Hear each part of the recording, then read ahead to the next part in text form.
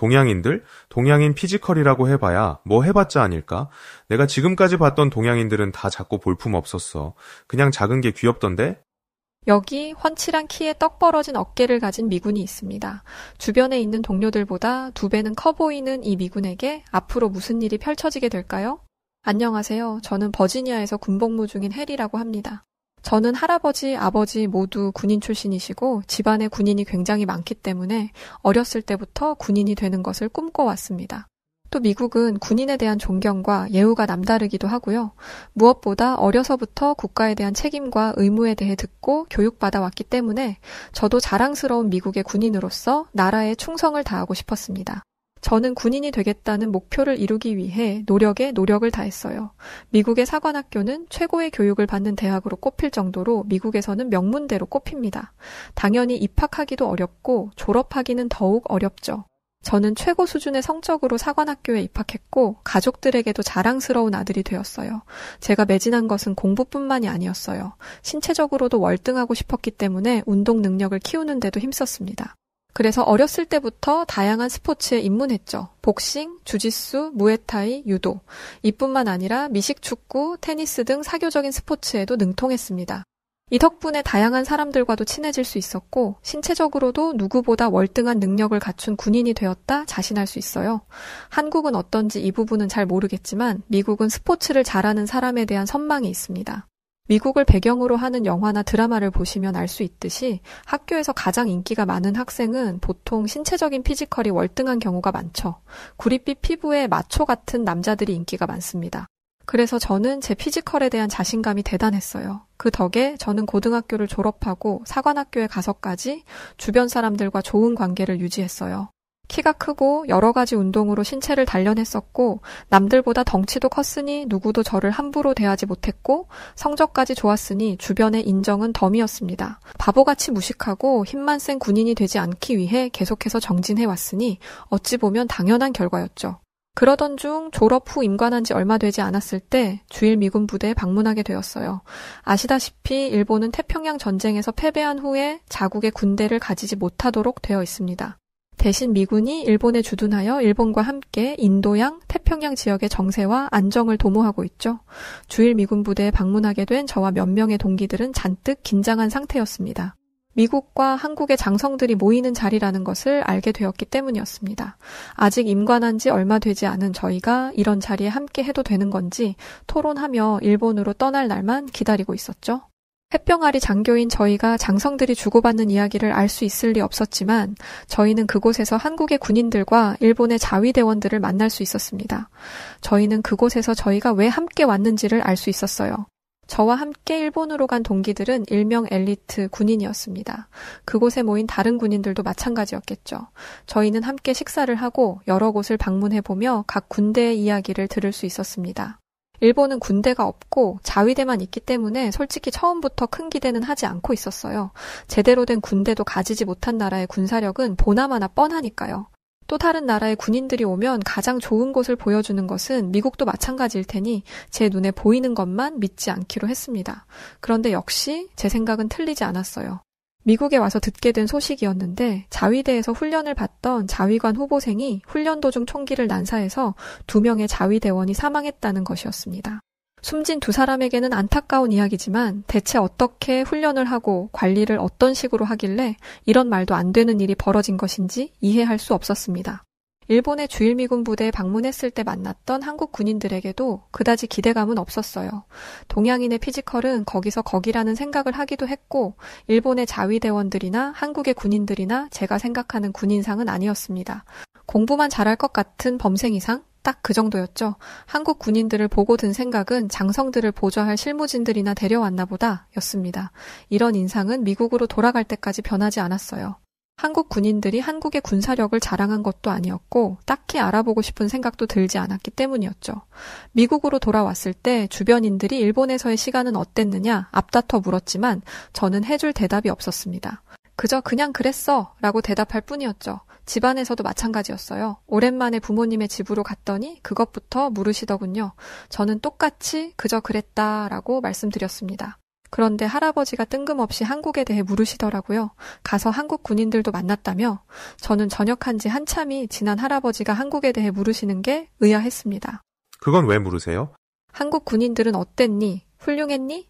저는 제가 느꼈던 감정을 그대로 말씀드렸습니다. 그러자 할아버지와 아버지 모두 고개를 갸웃거리면서 말씀하셨어요. 너도 나름대로 기준을 가지고 한국을 판단한 거겠지만 그것만 보고 한국의 국방력을 재단해서는 안 된다. 저는 두 분의 말이 어른들이 의뢰하는 충고 중 하나라고 생각했습니다. 예를 들어 항상 겸손해야 한다. 예의 바르게 행동해야 한다. 감사하며 살아야 한다와 같은 말이요. 두 분은 군인이시니 어떤 적이든 만만하게 생각해서는 안 된다는 의미로 말씀하시는 거라 생각했죠. 이후 제 머릿속에서 한국과 일본에 대한 생각은 새까맣게 지워졌습니다. 군사적인 이슈가 있었던 것도 아니고 훈련을 받고 군 생활에 적응하는데 정신이 없었거든요. 그렇게 시간이 지나 어느 정도 군인 생활에 익숙해졌을 때 주한미군으로 갈 사람을 뽑는다는 공지가 올라왔습니다. 저는 그 공지를 거들떠도 보지 않았어요. 추가 수당이나 혜택이 많았지만 저는 미국의 군인으로서 미국을 지키고 싶었습니다. 주한미군은 한국을 지키는 군인이라는 인식이 있었으니까요. 그런데 저와 함께 일하는 동료 중 한 명이 저에게 왜 한국으로 가지 않느냐 묻더라고요. 해리 정말 안 갈 거야? 나는 혜린이가 당연히 갈 거라고 생각했어. 몇 번을 말해? 나는 미국이 아닌 곳에서는 절대 군 생활을 하지 않을 거라니까. 그때 동료가 덧붙인 한마디 때문에 저는 한국행을 결정했습니다. 태권도 대회잖아. 대체 왜 안 간다는 거야? 거기서 평생 살라는 것도 아닌데. 태권도 대회가 있다고? 그것 때문에 지원자를 구하는 거였어? 동기는 기가 찬다는 듯 말했습니다. 뭐야, 제대로 보지도 않고 안 간다고 한 거야? 난 네가 당연히 갈 거라고 생각했는데 안 간다고 하니까 아주 의아했었어. 다시 한번 확인해 보니 정말 태권도 시합에 참가할 사람을 구하는 것이었더라고요. 당시 저는 태권도를 배운 지 1년이 조금 넘어가고 있는 상황이었습니다. 지금까지 수많은 운동을 섭렵해서 다른 운동에 도전해보고 싶은 마음이 있었거든요. 태권도는 지금까지 경험해보지 못한 스포츠였습니다. 물 흐르듯이 자연스럽게 이어지는 동작임에도 불구하고 그것들이 가지고 있는 파괴력이 대단했거든요. 특히 태권도의 발차기는 여러분이 생각하시는 그 이상의 힘을 가지고 있습니다. 그런데 이것이 한국에 대한 호감을 불러일으킨 것은 아니었어요. 제가 사랑하는 스포츠의 종주국이라는 것이 호감의 이유가 되기는 어려우니까요. 한 가지 예를 들자면 유도의 종주국은 일본이지만 세계에서 유도를 가장 잘하는 나라로는 프랑스를 꼽기도 합니다. 저는 군인이자 무도인으로서 현재를 사는 사람이며 무엇보다 실력을 우선하기 때문에 아무리 종주국이라 하더라도 실력이 부족하다면 인정할 수 없었어요. 그래서 시험해보고 싶었습니다. 태권도 종주국인 한국의 실력은 과연 어떠할지 보기로 한 것이죠. 물론 큰 기대는 없었습니다. 일본에서 만난 한국 군인들의 피지컬이나 외적인 부분이 저에겐 그 어떤 위협도 되지 않았으니까요. 그래도 태권도의 문화와 전통을 가장 진하게 물려받은 이들이니 무언가 배울 점이 단 하나라도 있을 거라 생각하며 저는 한국행을 결정했습니다. 한국으로 가는 동안 저는 2명의 군인들과 가까워졌는데 한 군인은 한국에 대한 안 좋은 시각을 가지고 있었고 다른 한 명은 호의적인 시각을 가지고 있었어요. 안 좋은 시각을 가지고 있는 군인은 한국에 대해 이런 평가를 내렸습니다. 우리 할아버지가 한국전쟁에 참전하셨었는데 할아버지가 보고 온 한국은 매우 더럽고 미개한 나라였다고 했어. 사람들은 오물이 묻은 손으로 밥을 먹고 미군 부대에서 뭐라도 조금 얻어먹으려고 다른 사람을 밀치고 밟기까지 했다고 하더라고. 좋은 시각을 가지고 있는 군인이 반박했습니다. 한국은 일본의 침략으로 황폐해져 있었고 그런 상황에서 전쟁을 겪은 거야. 우리는 전쟁을 직접적으로 겪어보지 못했기 때문에 전쟁터 한가운데에서 벌어지는 일들에 대해서 알지 못해. 그러니 전쟁을 겪은 사람들의 삶을 함부로 말하지 말았으면 좋겠어. 다른 군인은 비아냥거리며 말했습니다. 내가 아니고 할아버지가 알려준 거라니까. 전쟁에 참전했던 사람이 하는 말이랑 네 말 중에 뭐가 더 신빙성 있을까? 두 사람의 언쟁이 점점 심해져 갈 때쯤 저의 중재 덕분에 두 사람은 겨우 진정할 수 있었습니다. 저는 좋은 시각을 가지고 있던 군인에게 물었습니다. 너는 그럼 한국에 대해 잘 알고 있다고 생각해? 나도 잘 알고 있다고 말할 수는 없어. 하지만 한국이 한국전쟁 이후에 급속도로 경제 성장을 했다는 건 확실히 알고 있지. 이 말이 끝나자마자 겨우 진정시켜놨던 다른 군인이 또 비아냥댔습니다. 빈부격차 몰라? 세계 최강국인 미국에도 빈부격차 문제가 심각한데 그런 나라라고 다를 게 있겠어? 게다가 한국은 아직도 전쟁 중이잖아. 그렇게 불안정한 나라가 어떻게 강대국이 돼? 무엇보다 자기들 스스로 나라를 지킬 힘도 없어서 미국의 도움을 받고 있는 게 현실 아냐? 제가 한국을 잘 아는 것도 아니고 호감을 가지고 있는 것도 아니지만 한국을 방문하는 미군이 우호국가에게 노골적인 적대감을 내비치는 게 영 안 잊고 왔습니다. 그만들 좀 해. 이렇게 한국을 비난할 거면 대체 여기를 왜 온 거니? 시답잖은 논쟁이라 생각했지만 이 대화는 의외로 저로 하여금 호기심을 불러일으켰습니다. 과연 두 사람 중 누구의 말이 맞는 걸까? 한국에 오기로 결정했으면서 한국에 대해 제대로 알아보지 않은 제가 원망스럽더군요. 한국에 도착 후 비행기에서 내린 이후부터 조금씩 당황스러움이 찾아오기 시작했습니다. 이건 저뿐만이 아니었어요. 한국을 비난했던 다른 군인은 저보다 심했죠. 한국의 공항은 온갖 첨단 기계로 가득했습니다. 제가 군복무를 하고 있는 버지니아주가 시골이기도 하고 나고 자란 곳도 시골인지라 이렇게 화려한 기계들은 처음 봤기에 너무나 놀라웠죠. 저는 공항에 안내 기계가 돌아다니는 것을 보고 까무러칠 뻔했습니다. 한국을 비난하던 군인을 슬쩍 보니 놀란 건 둘째치고 신기해하지 않으려고 안간힘을 쓰고 있더군요. 그러면서 외국인들이 들어오는 곳이니까 가장 잘 꾸며놨겠지? 라며 어떻게든 깎아내릴 구석을 찾고 있었습니다. 누가 보면 한국 사람에게 원한이라도 있는 줄 알겠더라고요. 저희는 공항에서 나와 버스로 옮겨 탔는데 세상에나 버스도 엄청났습니다. 덩치가 큰 미국인들이 앉아도 충분히 여유가 있는 의자에 버튼만 움직이면 등받이와 다리 받침대가 움직이더라고요. 외제차를 타는 것 같았습니다. 무엇보다 청결하다는 것이 몸으로 느껴졌어요. 저는 비난만 하던 군인에게 말했습니다. 오물이 묻은 손으로 음식을 뭐 어쨌다고? 헛기침하는 그 군인을 비웃으며 주한미군 기지로 향했습니다. 주한미군 기지는 제가 평생 보고 살았던 모습이었어요. 군인들이 향수병에 걸리지 않도록 미국과 똑같이 구현을 해두었기 때문이었죠. 저는 그곳에서 주한미군들의 이야기를 들으며 며칠을 지나보냈습니다. 물론 그중 8알 이상이 시차 적응이었지만요. 대망의 태권도 경기가 있는 날, 저는 새벽같이 일어나 몸을 풀었습니다.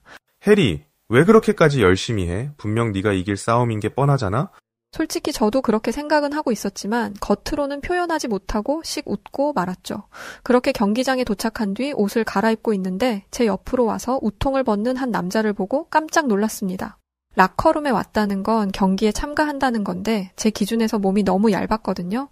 근육이 잘 잡혀있는 게 보이기는 했습니다만 저 정도 체급으로 대체 누굴 넘어뜨릴 수 있다는 것인지 어이가 없을 지경이었습니다.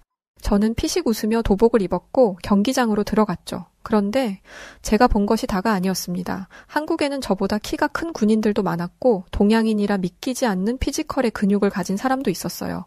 동양인은 체질적으로 서양인보다 몸을 키우는 게 어렵다는데 약이라도 먹은 건지 의심스러울 정도였습니다. 하지만 이런 경기에 나왔다는 것은 약물의 도움을 받지 않았다는 것이겠죠. 솔직하게 말해서 제가 본 한국 군인들이 제가 보고 들은 모습과 너무 달라 기가 죽은 게 사실입니다. 하지만 그럼에도 불구하고 이길 수 있을 거라는 자신이 있었어요. 저는 태권도뿐만 아니라 다른 운동들도 섭렵한 무도인이었으니까 말이죠. 그런데 본격적으로 경기가 시작되자 저는 얼어붙을 수밖에 없었습니다. 사람이 날아다니는 것처럼 보일 수 있다는 사실을 저는 그때 처음 알았습니다. 저를 미국에서 가르쳤던 태권도 선생님보다 훨씬 날렵한 몸짓이었어요. 그중에는 선수 출신도 있다고 하더라고요. 몸은 또 얼마나 유연한지 다리를 뻗어 공격하는 자세의 가동 범위는 자신들과 저의 레벨 차이가 얼마나 나는지를 날카롭게 꼬집어주는 듯 했습니다. 저보다 먼저 출전한 미군들 중 한국 군인들을 이긴 사람은 단 한 명뿐이었어요. 게다가 한국 군인을 꺾었다는 그 한 명도 한국계 미국인인 미군이었습니다. 제가 경기에 출전할 때가 되었을 때 미군들은 기대감이 섞인 표정으로 저를 바라보았습니다. 제가 가장 오랫동안 태권도를 수련해왔기 때문이었죠. 하지만 저는 이미 결과를 예상하고 있었습니다. 제가 이길 수 있을 거라는 기대를 버렸죠. 그럼에도 최선을 다했지만 역시 결과는 변하지 않았습니다. 태권도를 배우기 시작했을 때부터 지금까지 종주국인 한국에 대한 기대감은 조금도 없었습니다. 나 정도면 당연히 이길 수 있을 거라는 자신감으로 여기까지 온 것이었죠. 그런데 맥도 못 추리고 패배해버리고 말았으니 어마어마한 자괴감이 몰려왔습니다. 부끄러움에 고개도 못 들고 주저앉아 땅만 보고 있는데 누군가가 제 앞에 섰습니다. 고개를 들어보니 저와 경기를 한 한국 군인이었어요. 그 사람은 제게 손을 내밀며 굿게임이라고 인사했고 저는 그 인사에 힘을 얻어 한국 군인의 손을 잡고 일어났습니다. 매너가 좋은 사람이었죠. 미군들의 분위기는 바닥을 치다 못해 바닥을 뚫고 있었는데 한국 군인들과 함께 저녁 식사를 하러 가게 되었어요. 저는 동료들과 함께 이런 상황에서 밥을 먹을 수 있겠어? 난 그냥 들어가서 잠이나 자고 싶어. 와 같은 이야기를 나누며 억지로 질질 끌려갔죠. 그런데 우리 먹는 건데? 동료는 심드렁하게 말했습니다. 고기. 저는 어이가 없었어요. 고기? 미국에서 온 사람들에게 고기? 한국에 왔으면 한식이나 이런 것을 먹을 줄 알고 기대하고 있었는데 미국에 가면 발에 치이는 고기를 준다니 경기에서 참패한 것도 죽겠는데 밥이라도 제대로 먹어야 하는 거 아니야? 아니, 이왕 먹는 거면 그럴듯한 걸 먹어야지. 고기가 뭐야? 우리가 고기도 못 먹어서 졌다고 생각하는 거 아냐? 저는 한국 군인들이 참 센스가 없다고 생각했어요. 누군가는 일부러 우리를 엿먹이려고 이런 음식을 선정한 거라는 이야기도 했죠. 그런데 고기를 먹기 위해 세팅된 테이블의 모습은 정말 생소했습니다. 고기를 올리는 것으로 보이는 석쇠가 있었고 옆에는 갖가지 채소와 양념장 같은 것들이 있었어요. 스테이크에 있는 가니쉬 같은 용도인가 싶어서 보았는데 그건 또 아닌 것 같았습니다. 바구니에 채소는 왜 있는 건지 도통 영문을 알 수 없었죠. 얼마 지나지 않아 고기가 나왔는데 저희는 고기에서 눈을 떼지 못했습니다. 누가 봐도 최상급의 고기였어요. 이게 소고기라고? 이 소고기를 뭐라고 한다고? 한우라고? 한우라고 불리는 고기는 환상적이었습니다. 풍부한 육즙에 부드러운 식감까지. 그런데 저희를 놀라게 한 건 이게 전부가 아니었어요. 옆에서 저희를 지켜보던 한 한국 군인이 저희 테이블로 와서는 직접 고기를 구워주었습니다. 그런데 정말 거의 익히지 않고 먹더라고요. 미국 레스토랑에서는 굽기 조절을 하지만 바비큐 파티를 할 때는 무조건 바싹 구워서 먹습니다. 그래서 주저하고 있자 한국 군인은 아무 문제 없다며 고기를 권했죠. 세상에, 이게 대체 무슨 맛이야. 이런 고기는 태어나서 한 번도 먹어본 적이 없어. 마스터 최, 대체 뭘 어떻게 한 거죠? 한국 군인은 먹을 거면 제대로 먹어야 한다는 것이 한국 사람들의 생각이기에 그대로 따랐을 뿐이라고 말했습니다. 그리고 저희에게 쌈이라는 걸 가르쳐 주었는데 저는 그렇게 포만감 있고 건강한 음식은 먹어본 적이 없었어요. 왜 저희는 고기와 야채를 함께 먹는 생각을 못했을까요? 모든 식사를 마치고 저희는 부른 배를 두드리고 있었습니다. 그런데 그때 저와 함께 경기를 했던 군인이 찾아왔어요. 그러고는 이렇게 말해주었죠. 태권도에 큰 관심이 있다고 들었습니다. 한국의 전통 무술에 관심을 가져줘서 고맙습니다. 여러 나라의 스포츠를 배워왔지만 이렇게 직접적으로 고마움을 표하는 경우는 흔치 않았습니다. 그래서 저는 물었어요. 태권도가 한국의 무예인 건 맞지만 이게 고맙다는 인사를 받을 정도인가요? 그 군인은 이렇게 말했습니다. 해리 씨도 알겠지만 한국은 아주 오래전부터 잦은 침략을 받아왔어요. 그래서 빼앗긴 것도 많았고 지킬 것 또한 많았죠. 그중 하나가 태권도예요. 우리 민족의 무예를 잃지 않기 위해 지금까지 노력해온 선조들 덕에 태권도가 세계적인 스포츠로 자리할 수 있었던 겁니다. 태권도는 우리에게 그런 의미예요. 저는 단순히 태권도를 스포츠로 여기지 않아요. 저는 태권도에 담긴 정신을 추구하는 것을 목표로 수련하고 있습니다. 저는 짧은 대화에서 많은 것을 느꼈습니다. 제가 얼마나 가벼운 마음으로 태권도를 대했는지 깨달았고 이런 마음으로 경기에 참가했으니 한국 군인들에게 지는 건 당연한 것이었다는 걸 알았죠. 저는 미국으로 돌아가기 전까지 남은 잠깐의 시간 동안 한국에 대해 더 많이 알아보았습니다. 군인으로서 한국은 정말 대단한 나라였어요. 그토록 많은 침략을 받았음에도 나라를 지켜냈고 그 과정에서 훌륭한 장군들과 군사들을 배출해냈더군요. 한국에 대해서 알아가면 알아갈수록 한국을 비난했던 군인을 찾아가 쥐어받고 싶은 심정이 들었습니다. 저는 언제가 됐든 기회가 생긴다면 주한미군으로 한국에 가볼 생각입니다. 한국이라면 제게 많은 가르침을 줄 것이라는 확신이 들어요. 한국에서 먹어본 한우의 맛도 잊히지 않네요. 그 환상적인 맛을 다시 느끼기 위해서라도 한국으로 가는 것을 서둘러야 할 것 같습니다. 자, 오늘은 미국 버지니아에서 군복무를 하고 있던 해리 씨가 주한미군 태권도 대회에 참가했다 겪었던 사연을 담은 이야기였습니다. 오늘의 사연 어떻게 들으셨나요? 사연을 읽다 보니 우리나라 태권도가 얼마나 대단한 전통 무예였는지 알 것 같더라고요. 그럼 지금까지 사연을 읽어드리는 여우튜브 송은지였고요. 끝까지 시청해주신 모든 분들 고맙습니다.